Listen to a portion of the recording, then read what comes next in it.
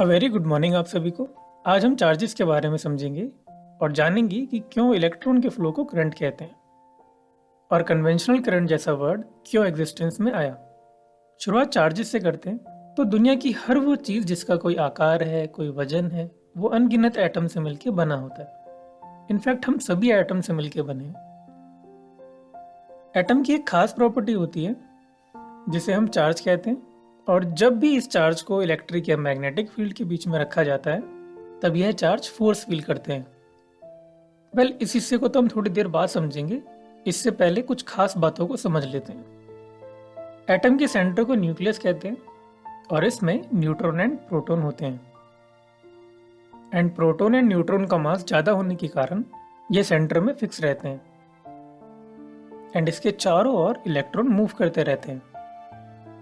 Electron and proton में 1.6 into 10 की power -19 coulomb charge होता है, यानी दोनों में ही सेम। और क्योंकि ये एक दूसरे को अट्रैक्ट करते हैं तो ऐसे में हम इनके चार्जेस को अपोजिट साइन से रिप्रेजेंट करते हैं, यानी कि E is equals to minus में 1.6 इंटू 10 की power -19 coulomb and similarly proton को पॉजिटिव साइन से।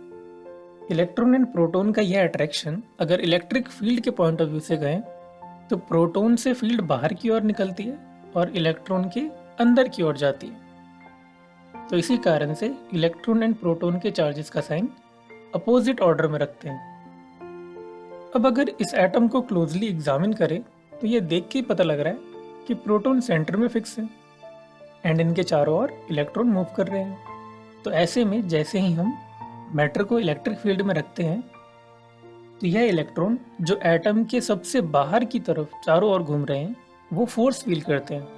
क्योंकि ये सबसे बाहर के एरिया में है ना, तो जो भी फोर्स फील्ड आएगी यानी इलेक्ट्रिक या मैग्नेटिक फील्ड, उसके कारण सबसे पहले फोर्स फील करने वाले इलेक्ट्रॉन ही होंगे, प्रोटॉन नहीं।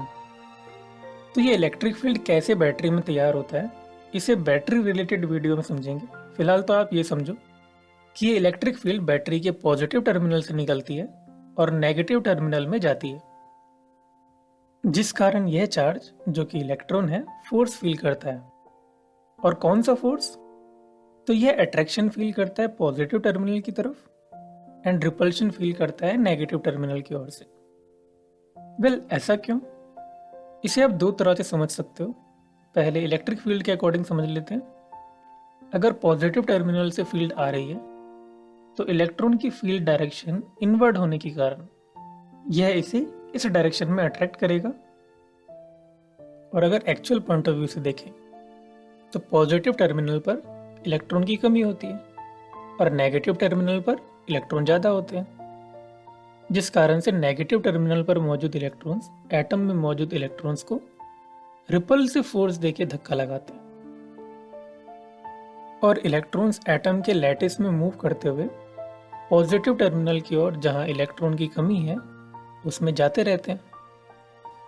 तो यहाँ से आप समझ गए होंगे कि जब भी इलेक्ट्रिक या मैग्नेटिक फील्ड के अंदर किसी एटम को रखा जाता है यानी मैटर को रखा जाता है तो उसके अंदर मौजूद इलेक्ट्रॉन्स ही मूव करते हैं। तो नेक्स्ट अब समझते हैं कि जहाँ से इलेक्ट्रॉन मूव कर रहे हैं उससे ही करंट के डायरेक्शन क्यों नहीं मानते, बल्कि उससे अपोजिट डायरेक्शन में ही क्यों करंट को मानते हैं।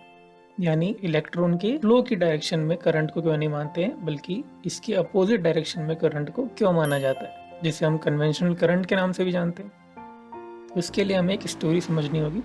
तो इसकी शुरुआत आज से कई समय पहले हुई थी, जब बेंजामिन फ्रैंकलिन, जिन्हें फादर ऑफ इलेक्ट्रॉनिक्स भी कहा जाता है, वो अपना रूटीन वर्क कर रहे थे, यानी नए नए प्रैक्टिकल्स एंड एक्सपेरिमेंट्स कर रहे थे इलेक्ट्रॉनिक्स रिलेटेड। उनके लिए उस समय पॉजिटिव चार्ज काफ़ी रहस्यमय था, यानी काफ़ी फैसिनेटिंग उन्हें लगता था पॉजिटिव चार्ज, क्योंकि उस समय चीज़ें उतनी डिस्कवर्ड नहीं थी और यही पॉजिटिव चार्ज उनके हिसाब से एक जगह से दूसरी जगह मूव कर रहा था, यानी सर्किट के अंदर करंट के फ्लो को होने में हेल्प कर रहा था। और उनके कुछ समय बाद जोसेफ थॉमसन नाम के साइंटिस्ट हैं। जोसेफ थॉमसन ने कई एक्सपेरिमेंट्स किए, बट अपने एक्सपेरिमेंट्स एंड कैलकुलेशन को सॉल्व करने के लिए उनके पास सिर्फ वही लॉज एंड फॉर्मूलेज अवेलेबल थे जिन्हें बेंजामिन फ्रैंकलिन ने पॉजिटिव चार्ज को ध्यान में रखते हुए बनाया था। यानी कि पॉजिटिव चार्ज के कन्वेंशन के तौर पर उन्हें बनाया था। इन लॉज की मदद से जो रिजल्ट थॉमसन ने निकाला, यानी बेंजामिन फ्रैंकलिन के लॉज की मदद से जो रिजल्ट थॉमसन ने कंडक्ट किए थे, उनके हिसाब से चार्जेस उल्टी डायरेक्शन में मूव कर रहे थे, जिसका नाम उन्होंने इलेक्ट्रॉन रखा, जो कि बेंजामिन फ्रैंकलिन के बताए कन्वेंशनल करंट के डायरेक्शन के अपोजिट डायरेक्शन में मूव कर रहे थे। तो इन सब से आखिर हमें क्या फ़र्क पड़ता है? तो वो जो डिटेल फिजिक्स में ज़्यादा इंटरेस्टेड नहीं है, उन्हें इस बात से कुछ खास असर नहीं पड़ेगा और वो अपने मन में मान के चल सकते हैं कि पॉजिटिव चार्जेस वायर या फिर किसी अलग अलग डिवाइसेस में मूव करते हैं और इससे उनके सर्किट और रिजल्ट में कोई भी दिक्कत नहीं आएगी। इनफैक्ट जितने भी फॉर्मूले इलेक्ट्रॉनिक्स में यूज़ किए जाते हैं, जैसे ओम्स लॉ, उसमें भी आपको ऐसा मान के चलना पड़ता है कि बैटरी के पॉजिटिव टर्मिनल से पॉजिटिव चार्ज के कारण ही करंट फ्लो हो रहा है। मतलब ये एज्यूम करना पड़ता है, नॉट प्रैक्टिकली। बट जब बात आती है बहुत ही परफेक्ट इंजीनियरिंग की, जिसमें आपको इन डेप्थ करंट के फ्लो को एंड उनके बिहेवियर को समझना होता है, जिसमें आप कैपेसिटर्स, इंडक्टर्स, ट्रांजिस्टर्स के बिहेवियर को डीपली एनालाइज करते हो, तब आपको इस बात का ख्याल रखना होता है कि करंट का फ्लो नेगेटिव चार्ज है।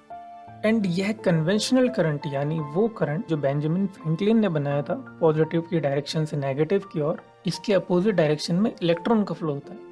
और आपको इस बात का भी ख्याल रखना होता है कि ये सभी फॉर्मूले कन्वेंशनल करंट के फ्लो को फॉलो कर रहे हैं और आपको इलेक्ट्रॉन का फ्लो इसके अपोजिट में मान के चलना है उस समय जब आप किसी डिवाइस के प्रैक्टिकल बिहेवियर को एनालाइज करते हो।